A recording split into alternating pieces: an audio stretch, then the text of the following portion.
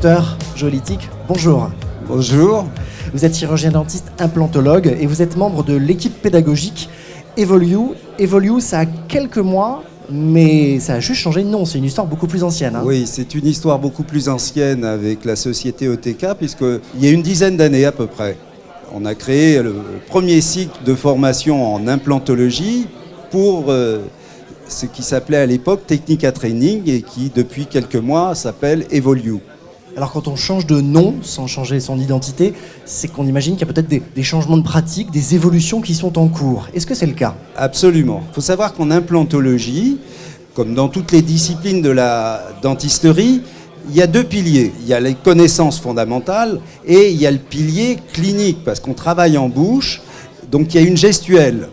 Donc pendant plusieurs années, on a fonctionné avec des cours de formation théorique, des travaux pratiques sur mâchoire et des démonstrations sur patient.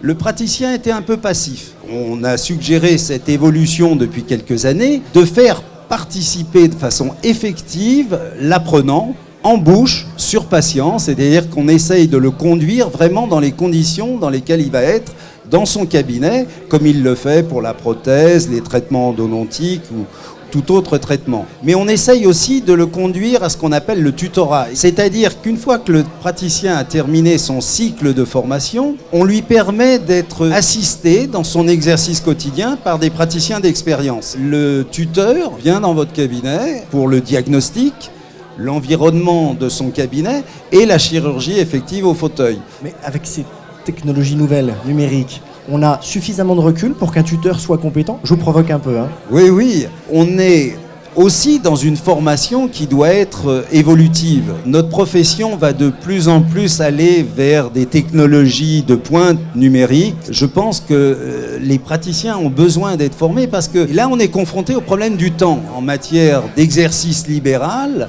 le praticien est confronté à des tas de contraintes administratives. Et étudier une nouvelle technique sur des manuels ou sur des bouquins, c'est assez fastidieux. Avec le tuteur, on gagne du temps.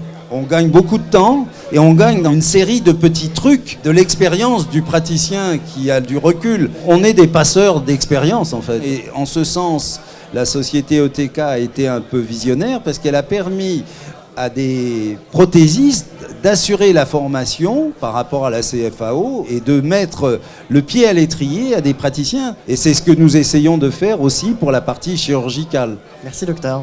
Je vous en prie, merci.